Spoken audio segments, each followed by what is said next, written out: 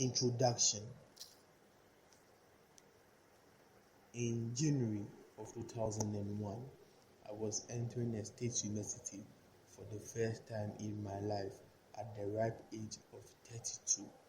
My relatively late life enrollment was the result of what I believed then was a misspent youth, and I was atoning for the indiscretions of what I call my rockstar 20s. I had a lot of catching up to do thanks to the decisions I had made in my early and mid 20s and a sense of incompleteness that I felt at the time. In hindsight, I am glad I did return to school, better late than never, because I was learning the intrinsic value of an education.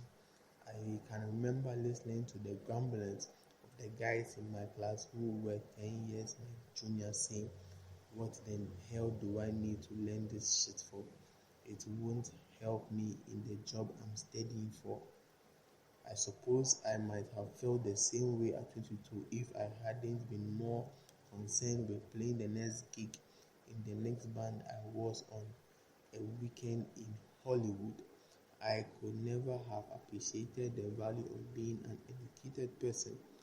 While a good job is definitely a concrete goal of bettering oneself, being educated on a great many subjects and learning how to learn is its own regard. Although I didn't attend a liberal arts university per se, my degree is in fine arts. However, after having worked in design, advertising, marketing, and branding throughout my personal life, I knew that my minor, if later a double major, had to be in psychology. My immediate interest in psychology was due to the want of a better understanding of the often difficult personalities I was forced to deal with in my career. So, personality studies and behaviorism was a natural fit for me. Much of what I have compiled in this book is the direct result of over a decade of applying these schools of psychology to the gender dynamic I have experienced personally, as well as the collective experience of millions of men around the world connecting dots. While I was studying psychology, I felt a natural attraction towards behaviorism. Like most people, I was theoretically familiar with the more touchy-feely branches of psychology, like psychoanalysis and the sit down on the couch and let's talk about feelings. Applications most people associate with psychology. Behaviorism was a much more concrete approach, one based on behaviors and the motivators for them.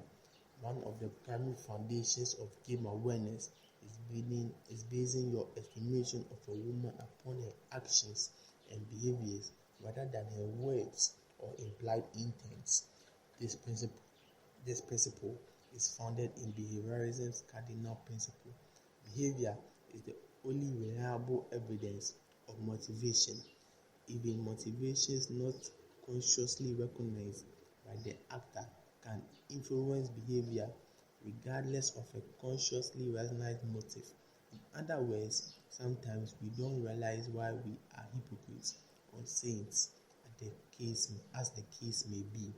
Coming to terms with this behavioral foundation was the first dot I connected between hard psychology and the inner gender dynamics.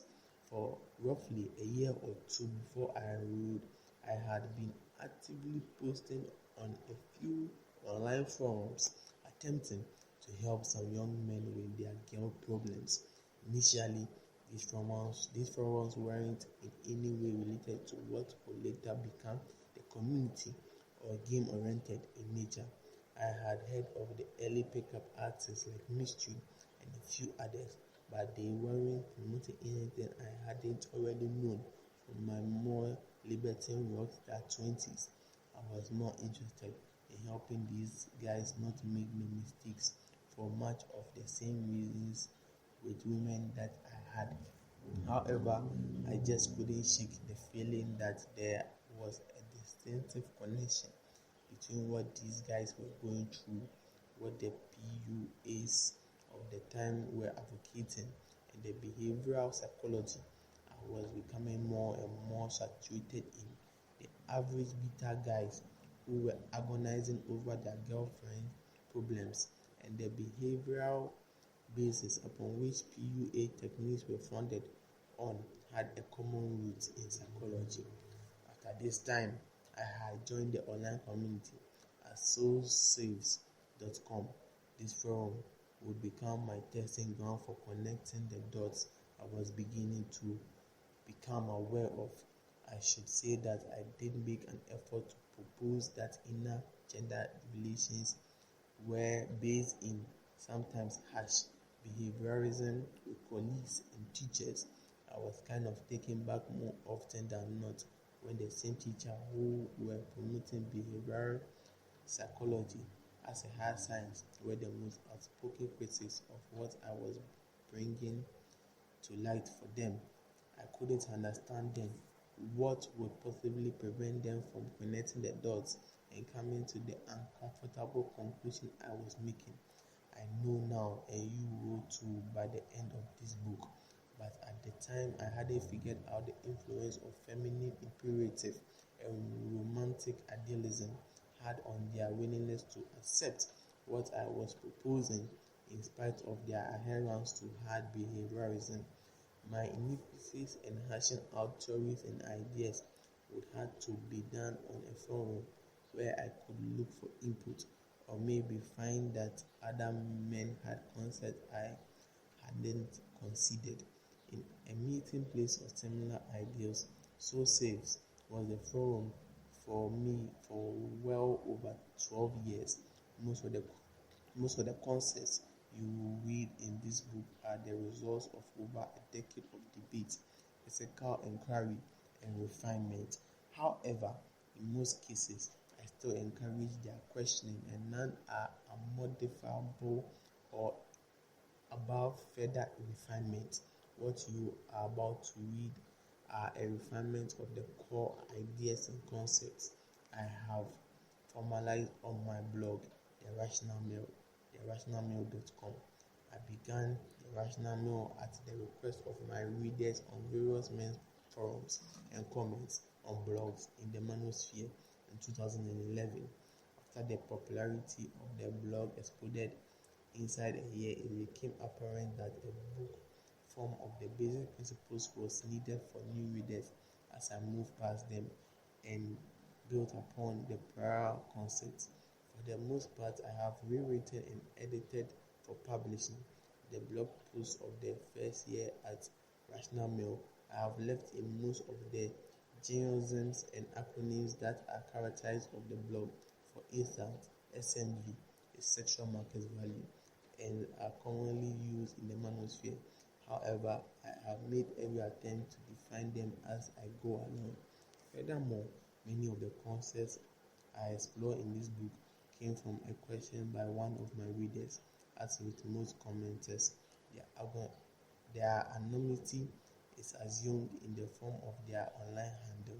The important thing to remember is the concept being discussed and not so much the importance of who is proposing or contradicting the concept. Before you begin reading, the primary reason I decided to codify the rational mind into a book came from a reader by the name of Jackie. Jackie was an older married woman who genuinely took what I proposed about intergender dynamics on Rational Mail.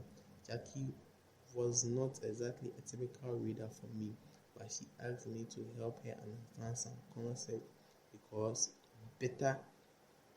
But she asked me to help her understand some concepts better so she could help her son who was about to marry a woman whom she would be detrimental for his life. Jackie said, I wish you had a book out with all of this stuff in it so I could give it to him.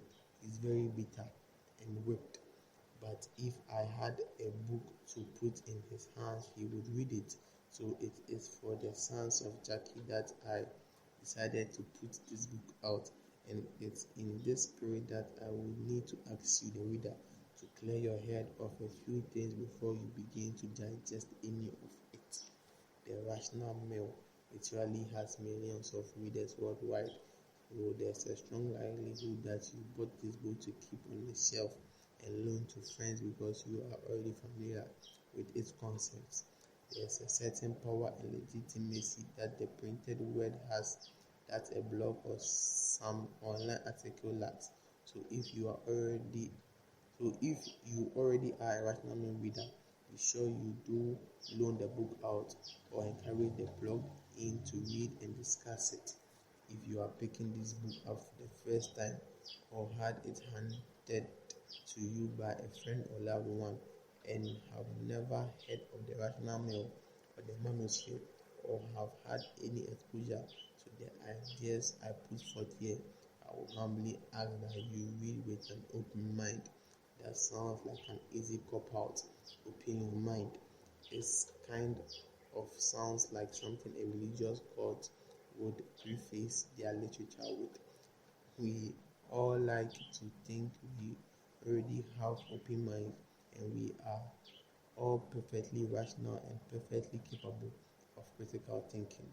I ask you to clear your head of the preconceptions you have of gender because what you are about to read here are very radical concepts that will challenge your perspective on women, men, how they interact with each other, and how social structures evolve around those relationships.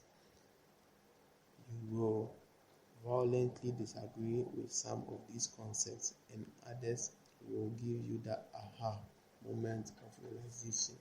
Some of these concepts will grate on the investment your ego has in certain beliefs about how men and women ought to relate with each other, while others will validate exactly the experiences you have had personally with them. Some are ugly, some are not complimentary of women, and some of men. You will think I am a misogynist on the first glance because it's the default response you have been taught to react with. For others, you might feel some kind of vindication for getting burned by your ex and realizing what was at play when it happened. I realize it's a tall order, but strive not to let your personal feelings color what I lay out for you here. You will love me and you will hate me. You will think, well, not in my case, and yes, why? Or you will think, wow, this is some really groundbreaking stuff. I am not a psychologist or a PUA or a men's rights activist or a motivational speaker. I am just a guy who's connected some dots. Introduction. Why do my eyes hurt? You have never used them before.